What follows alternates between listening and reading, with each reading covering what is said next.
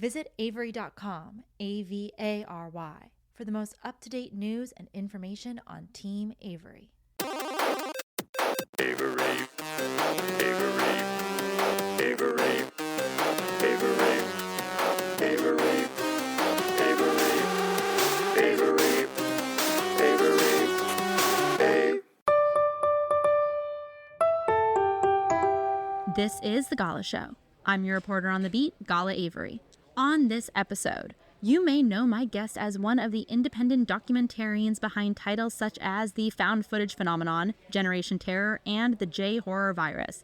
She's the founder behind Capressar Productions and has worked with institutions like BFI, Shudder, Second Sight, Arrow, Severin, Hammer, Vinegar Syndrome, 88 Films. Oh my God, the list just goes on and on and on and on. Her name was all over Fright Fest 2024, and I am so happy to say that today on the mic, I have a true lover of the macabre, Sarah Applton. Hey, Sarah. Hey, Gala. Thanks so much for having me. I'm so happy you're here in Los Angeles. I'm so happy to be here.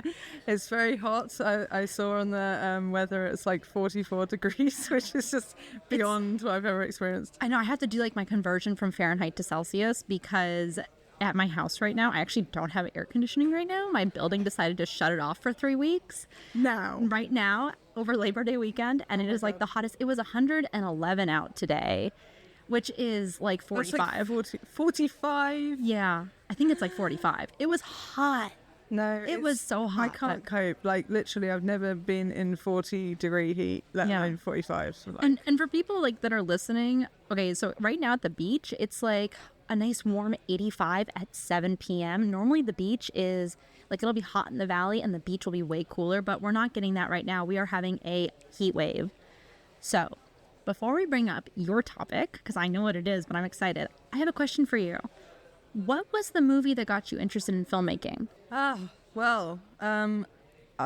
movie, that's interesting because when I was a kid, like when I was really young, when I was about 8, I started watching horror movies because my dad was a film critic, horror film critic author, and he wrote many books about film, about Hammer, and I watched a lot of Hammer films actually before I was 8, but when I was 8 I watched Evil Dead 2. Oh my God, the only movie scarier than Evil Dead is Evil Dead 2. Yeah, I don't know, I'm pretty sure I watched that one. I know I did because I started a list when I was 8, like horror movies I've watched. Really? And You started like at Evil 8? Dead 2, and I can remember a couple on there, and there was the one after that was 976 Evil.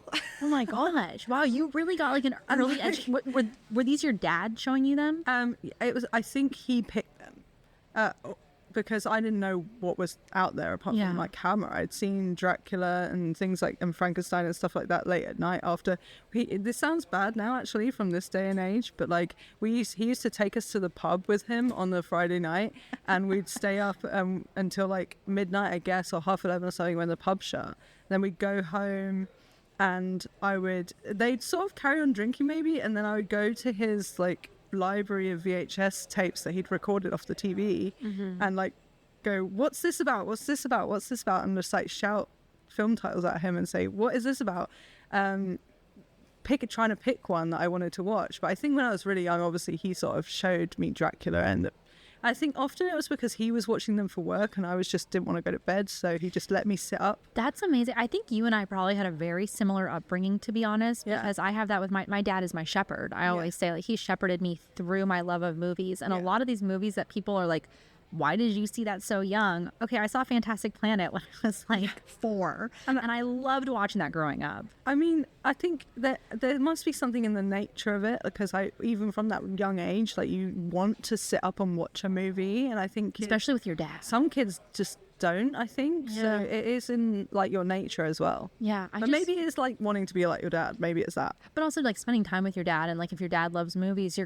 I don't know, maybe it's a daughter thing. Like you want to hang out with your dad. At least I did. It might literally probably is that. I have memories. Yeah, I have memories of like Eternal Sunshine of the Spotless Mind. I remember I was supposed to be in bed. I was in like 3rd grade and I came out, my dad was watching it, and he's like, you can just like stay up with me and watch. And I was like, this is the coolest thing ever, to like get to stay up late and watch half of a movie, which like I have no idea what happened in that movie. I think most of it is the staying up late, because I would just watch anything he was watching, like just to stay up, and most of the time I'd just fall asleep watching Dracula or something. Now, as always, my guest gets to bring their topic to the mic. Sarah, what is your topic and why did you choose it?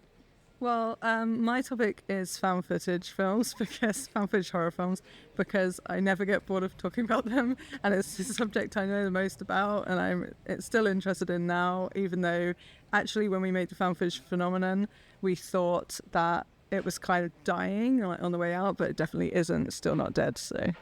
But before we get into the topic, it's time for a commercial break.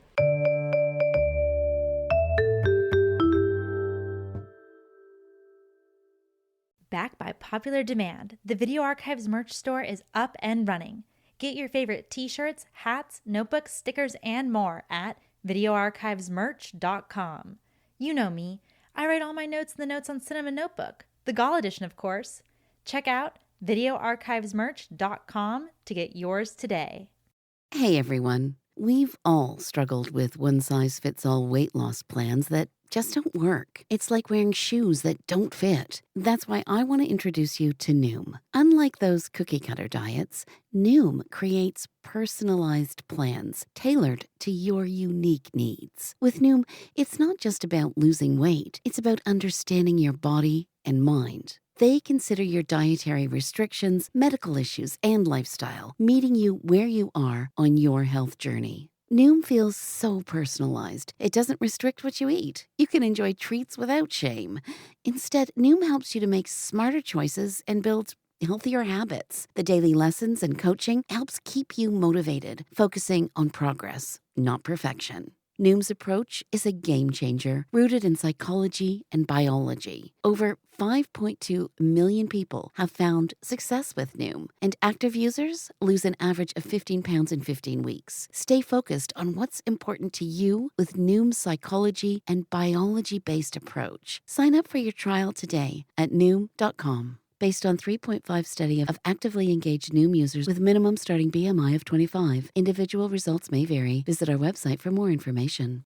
Got great ideas, but no idea how to build a website? Get Bluehost. Their AI design tool creates high-quality WordPress sites super fast. Whether you're a blogger, influencer, or launching a side hustle, Bluehost helps boost your growth with built-in marketing and e-commerce tools. Upgrade to cloud and get 100% uptime and 24/7 security to stay online all the time. Why wait? You've got the vision. Make it real. Visit Bluehost.com to get started.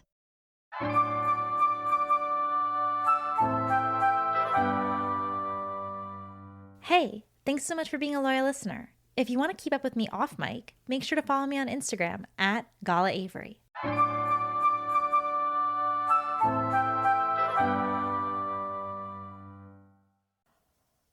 Do you love Japanese horror and want to know more about how these movies crossed over to the West at the turn of the millennium?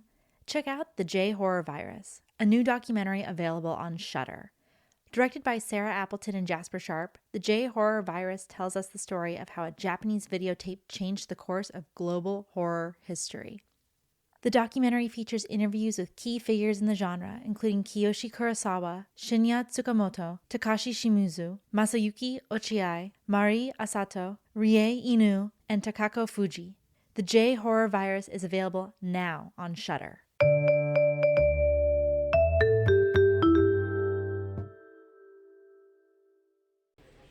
And we're back.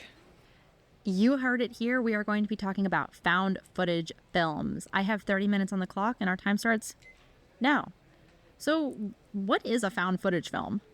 Oh, well, people have kind of different definitions, and you know, it's not fair to say hard and fast like what definitely is it. But my definition of a found footage horror film is a film that is of 100% perceived to be found, like real, like Blair Witch Project. Document, yeah, that's kind of the one everyone like Blair Witch Project.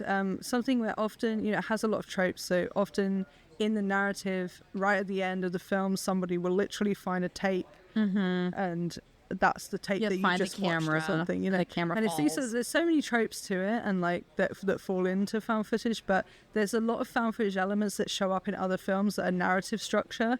That don't really count, and I would say the only exception to this rule is Cannibal Holocaust, because it kind of started it really was the influential film that created so much found footage horror films that came after it. To not include it would be wrong, I think, and most people would include it as the first found footage horror film, even though some of it is narrative structure. I think it's really interesting because also when you're talking about like the definition, you added the word horror. And it made me think, like, are there found footage films that are not horror movies? Yes, yeah. What what are they like documentary kind of style, or like there are or like science fiction maybe? I would include a lot of mockumentary or pseudo documentaries in with found footage horror when they're horror form. Yeah, you would take something like Spinal Tap. This is Spinal Tap. I was gonna say it's Spinal Tap. That is a mockumentary. Best in Show. But it's not. It wouldn't count as a found footage horror film. Obviously, it's not horror. But then later on, when found footage was a huge thing, we had films like Chronicle. Oh yeah, I totally forgot. I saw Chronicle in theaters when it came out. Sci-fi film. Maybe it's not horror. No, it's not. It's definitely a genre movie. Yeah. But it's interesting because found footage is kind of mostly horror. Yeah, it works best in horror. Yeah. You have a film called Project X as well, which is which is insane. Just it's about a party. I forgot that was found footage. I never actually saw it, so I guess I didn't know that it was like a found footage film. Yeah. So that wouldn't be like in the horror. You have to call it found footage horror because you have stuff like Project X and Chronicle and you have found footage. I mean, there's films like Mondo films, and there is found footage kind of cinema verite type stuff earlier than Cannibal Holocaust that is not horror, and so you've got to draw the line. And if we're basically talking about found footage horror, it does sort of start with Cannibal Holocaust, and before that it was not horror. I guess also you sometimes have like movies that are found footage, like legitimately found footage documentaries that they're like, we found all this footage and we're going to put it together. And so if you don't say it's like a found footage narrative film, I didn't really think about that. There are a lot of found footage films that are not just horror, because I always think it's just horror movies. Like I think Blair Witch Project's the one that always pops up, and the other one, which is my personal favorite, I think it's like Troll Hunter. Oh my god, I love Troll Hunter so much. My least favorite part of Troll Hunter though is like the last 5 minutes when they like have to lose the footage to make it become found. Yeah, and I kind of wish they didn't. To sort of slot the narrative into the found footage tropes, otherwise it doesn't really work. Is The Host also a found footage film? Is that the Host, as in 2020 Rob Savage film? I mean that's also called Screen Life. It's kind of like a subgenre of the subgenre of found footage, but it would still count as found footage. There's, in recent years, you have more films that are set online, like Unfriended and Spree and things, and Dashcam, and when is Spree the one where he's like an Uber driver? And he's killing people and nobody believes him. He's saying like, look at this, I'm gonna kill people. It's technically found footage because it's like found recorded on the internet. You're watching it live, and that's the same because that's just modern. It's a modern version of the exact same thing. So what was it about found footage that drew you to it?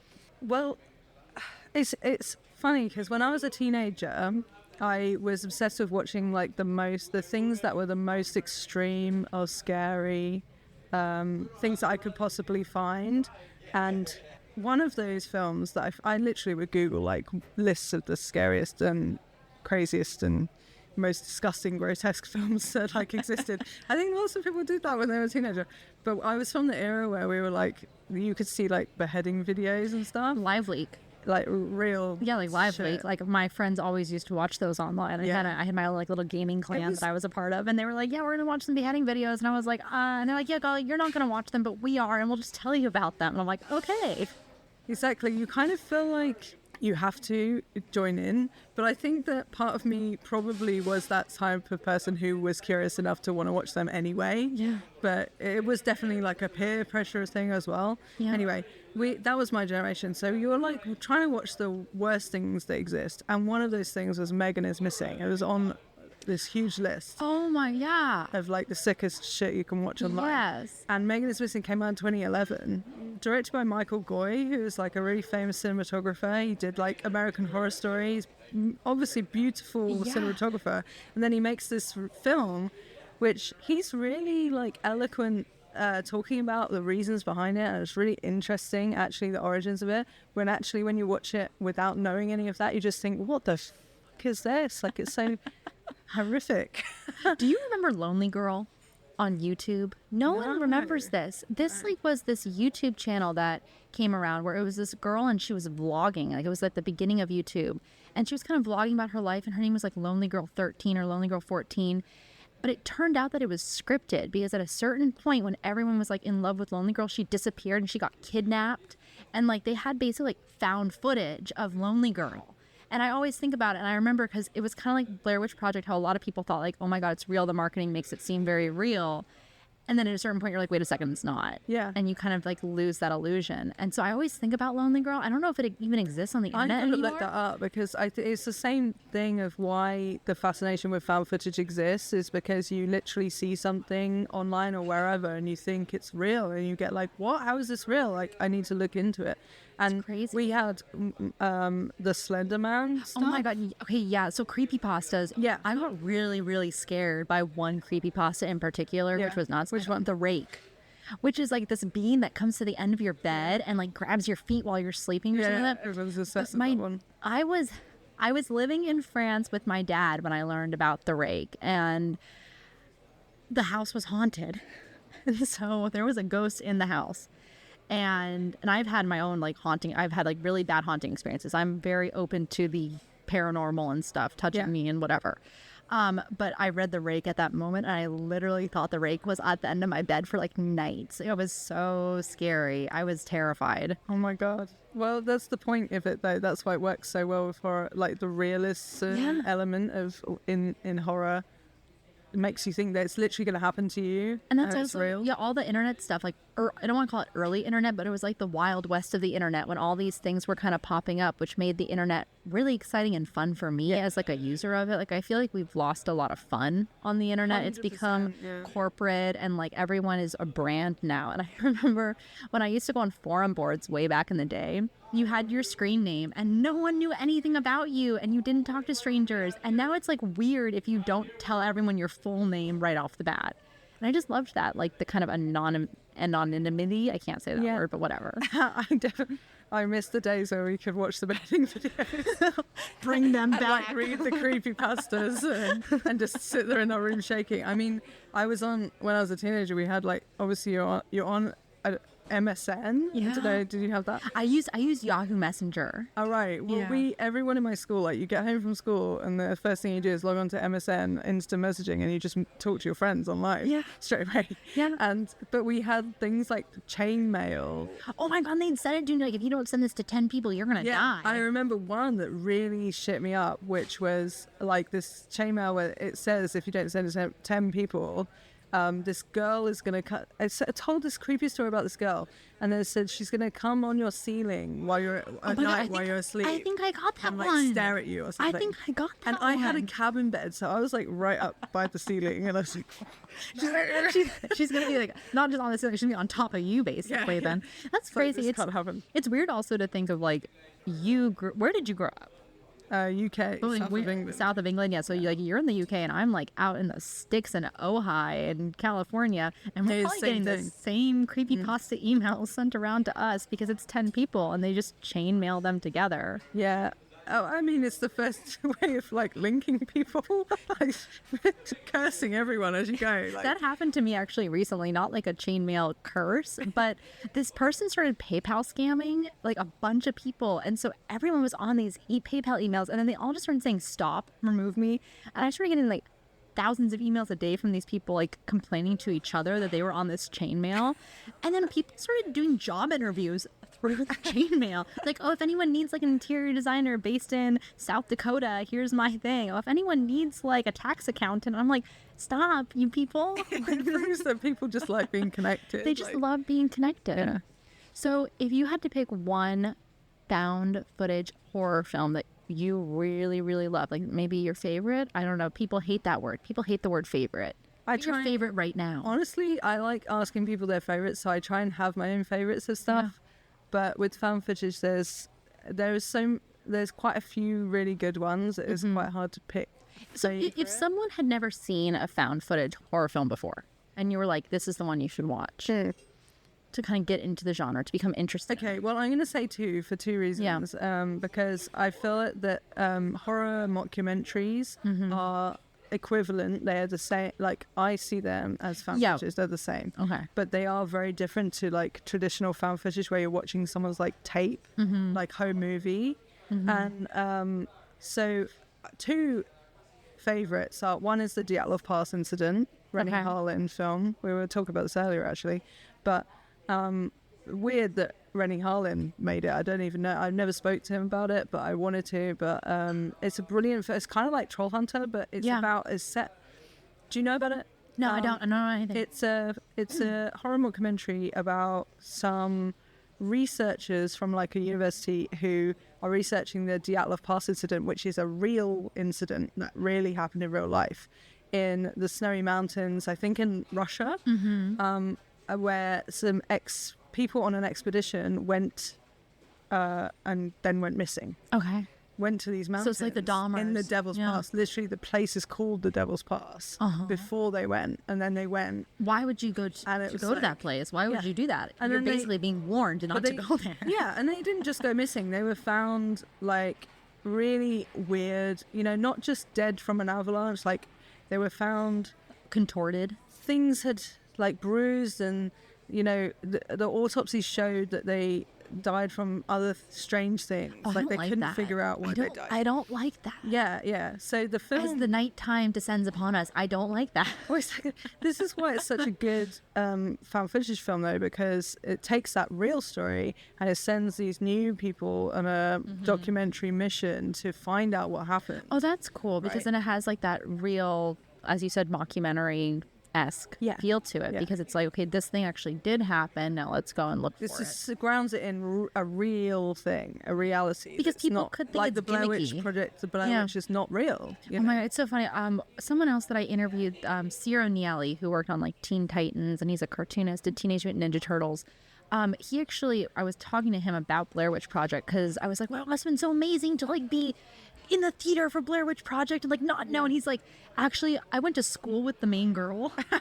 So when I saw her on screen, I'm like, oh my God, it's her. I just saw her the other day. She's not missing. She's not missing. She's fine. Yeah. So I just always think it's so funny. So what's the second movie? Afflicted. Wait, what's that one? Came out around the same time, I think maybe even the same year. I think 2013, I believe. But this is a film about two sort of YouTube vloggers who are vlogging their round-the-world trip that they're taking because they're best friends, and one of them has just been diagnosed with a brain aneurysm thing, so a hemorrhage or something, where it could happen at any point.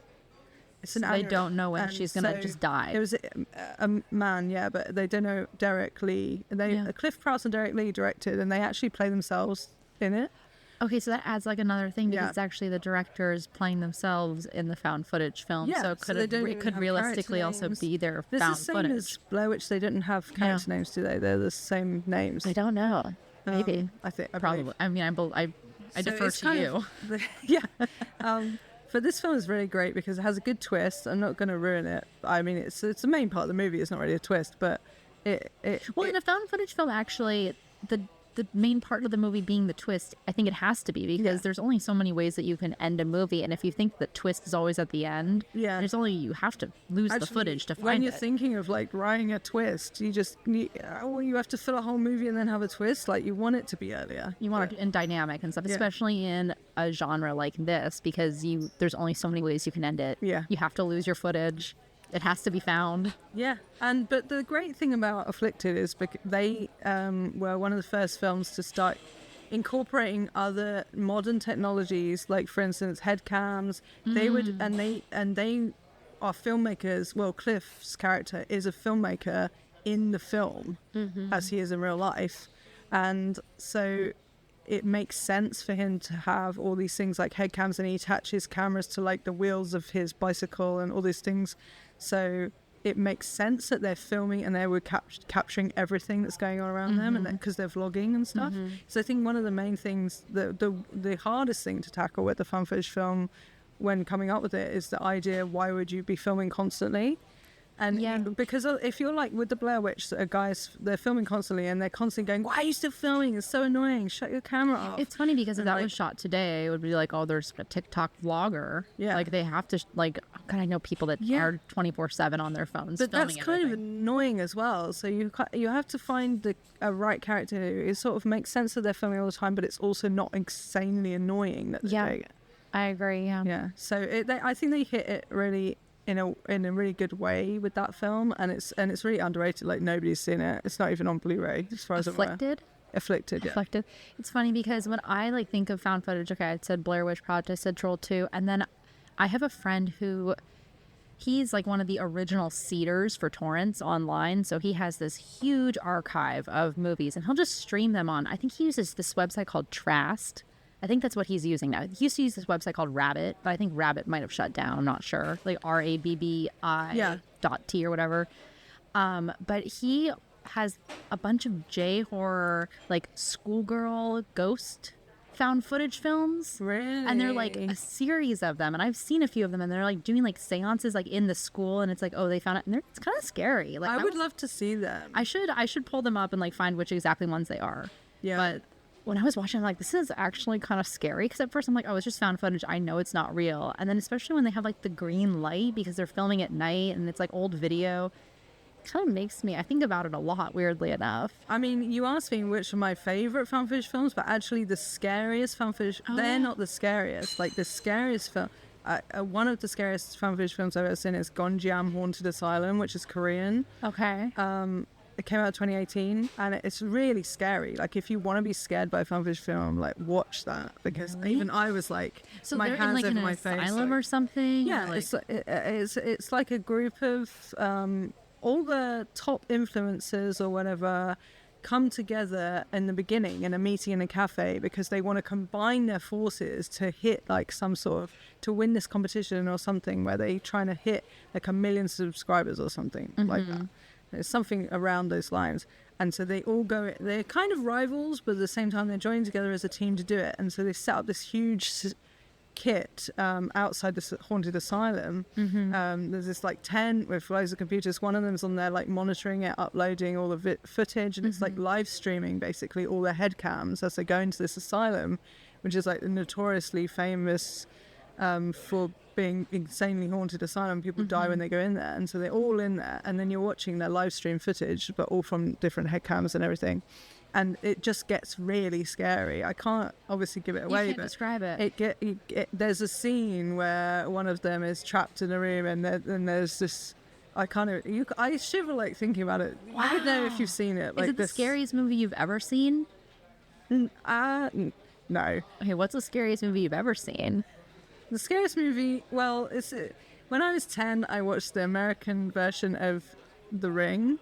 Okay. And that traumatized me. Literally, it traumatized me. Had you seen the original version? Yeah, actually. Wow, so the American one traumatized you. Yeah, it was the dead girl in the cupboard, literally, where she goes, I saw her face, and then goes, and then like you see the girl dead in the cupboard. Did your dad show you that one? Yeah, but he, in his defense, he defended himself by saying he actually didn't see it beforehand. Normally he would watch the films before that he showed them to me, and this one he didn't. And my brother, who was younger, was watching it as well, and we were both like traumatized by it. Oh my god. So I would always say that, but actually if you watch it as an adult, it's a 15, like it's not as scary. So if I had to say one as an adult, like Hereditary, I think really a really lot of people shook me mention up, that. so. A lot of people like cite that as their scariest. Mine is Prince of Darkness, John Carpenter's Prince of Darkness. Really? I watched it once when I was like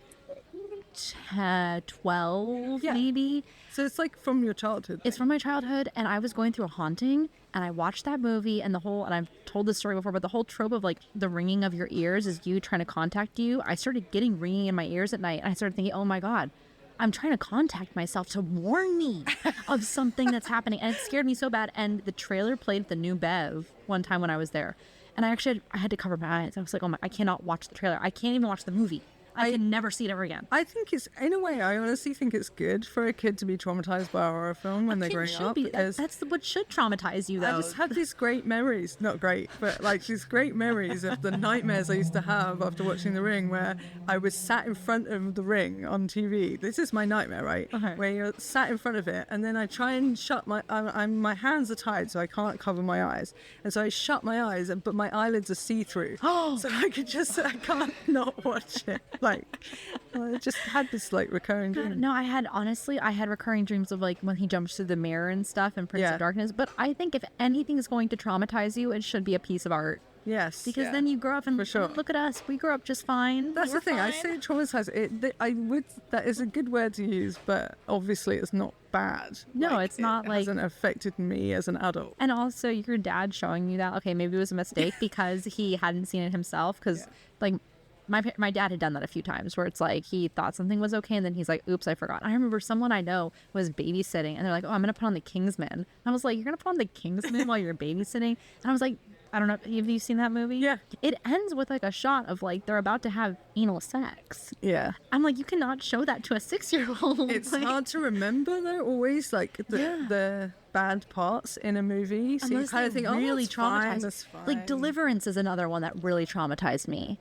I think the squeal like a pig thing, and I think it's because I've thought about a lot about this recently because my dad used to fast forward through it, so I never actually saw it.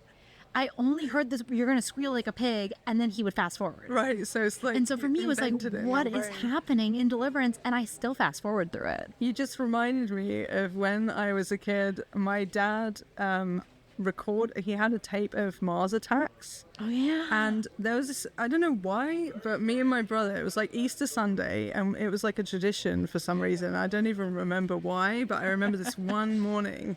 It was Easter Sunday. We come down early before my parents were up, and we got our Easter eggs, and we put on the tape of Mars Attacks that my dad had left for us to put on. And we watched Mars Attacks, and it transpires that he cut out the scene. If anyone knows the Mars Attacks, he cut out the scene of the alien woman where she's walking like toward like into the White House, like to make it safe for you guys to watch. Yeah, and because he thought that was too scary for us, like when we were kids, like that bit, just that bit where she like bites his finger off and stuff.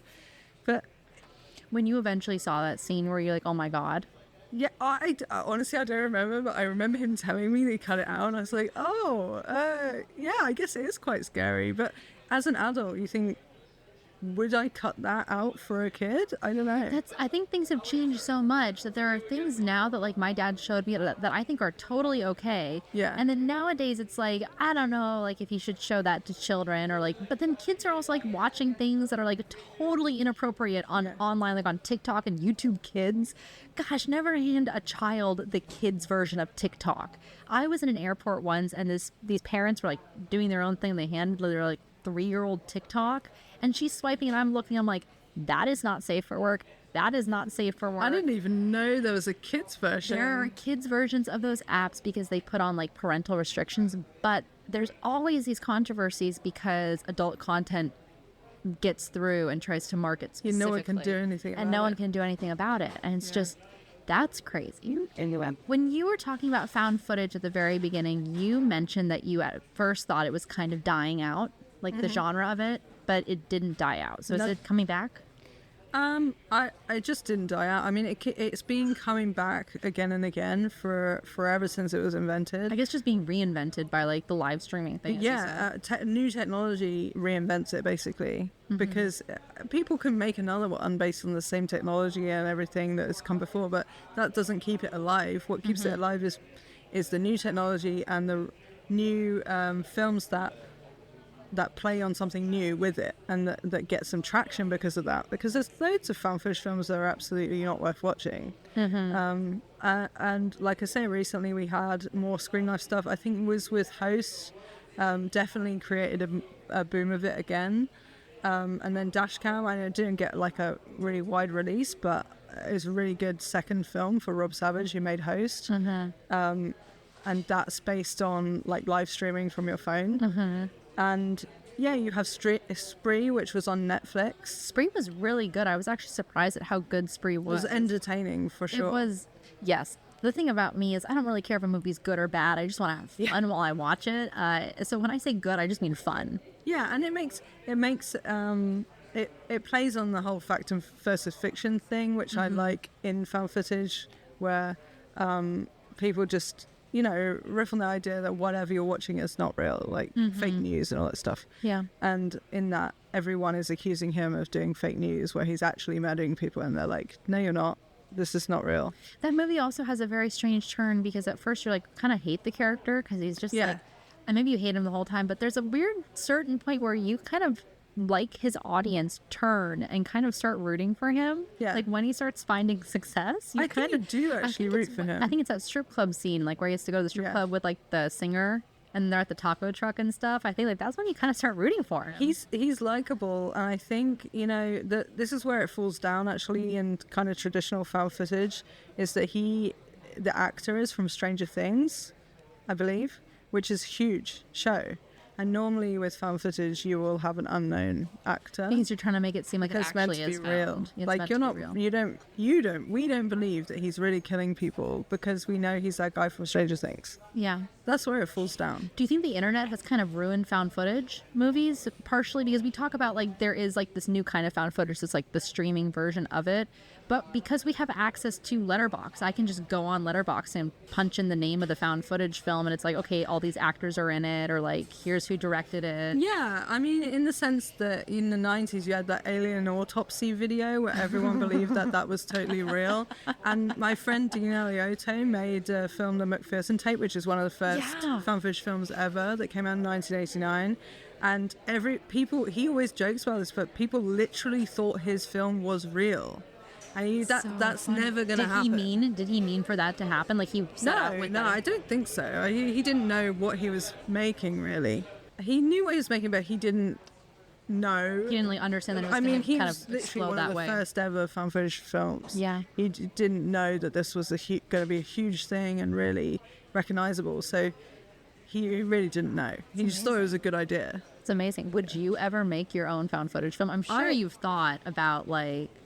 I have considered it, and I did think of an idea. When my dad died, I thought of like a kind of, I don't know how to put it, but like a kind of real haunting, I don't know, it's like when you experience that yourself, you kind of feel like how you can turn that grief situation into a haunting situation. Yeah. But you're haunted by the grief. Yeah. Yeah. I don't know, maybe you'll make that one day, or maybe not. Who knows? Maybe. I'm still thinking about it, but I don't think it's found footage anymore. It's more like the idea of I don't even want to say it, but it's like the run up to death kind of like, and how no one knows what that feels like until it comes, right? Until it comes, right? Yeah. It's very difficult. I don't think we can do it as found footage, really. But no, it's also weird though. I think of like all the things that you can do with found footage. Like you can do the streaming, you can do this, you can do like I found all this footage, because there are movies like where I'm sure there are, where it's not like shot from the POV of the person actually shooting it. Like I found these tapes, or I found like because like Ring. I'm just gonna throw this out there. Ring is not technically found footage, even though they find a tape. No, this is Ring is a great example, because there's a lot of films that have tapes that are found in them. For instance, I always use Wolf Creek as an example, because I always remember where they find these video cameras with the tapes and they sort of watch it. And that happens in a lot of horror films, honestly, where they find stuff and it gives them a bit of a clue about, even Henry Portrait of a Serial Killer, they're putting on a tape that is supposedly like a snuff tape film, basically. And Ring is the same. It's literally a found tape, but that's not what found footage is at all, because the core of it is to convince the audience that what they're watching is real. The audience found it. Like they're watching a real thing that happened, and that doesn't happen when the characters in the film are watching there's my timer. Watching the found footage. So that's all the time that we have for today. Woo, we did it. But Sarah, is there any final thought that you'd like to share with the audience? Yeah, I will, actually. And there's a really great Japanese found footage film called Jiganrei Psychic Vision, which I've been trying. Me and Jasper Sharp, who made the J-Horror Virus, that's coming out in Shudder later this year, discovered. And, well, we didn't discover it, but it's never been released in the West before. And this film came out in 1989 or 88, actually. I think it just beats Dean Alioto's The McPherson Tape. And it is a horror mockumentary found footage film about a haunted cassette tape of a composer of a music track that people are coming to try and make a music video of. And it's done in a mockumentary style with found footage elements added in, and we just desperately trying to like get it released over here so people can discover it and see it, and they can find the found footage film. Yeah, it would be really great if like just the word got out about that one. What's it called again? Jaganre, Psychic Vision Jaganre. Thank you so much, Sarah, for coming on to the show. If you'd like to keep up with Sarah, you can do so on her Instagram, Sarah Applton _. I'm Gala Avery, and this has been The Gala Show. Thank you so much.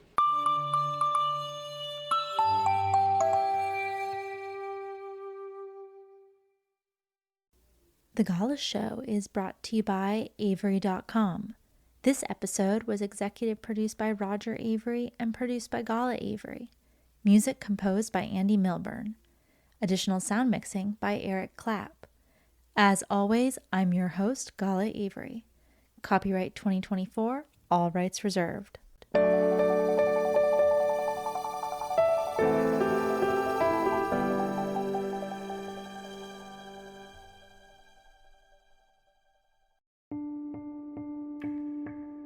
Despite me sharing the same last name with this charity, I don't have any affiliation with it, besides the fact that the issue is very near and dear to my heart.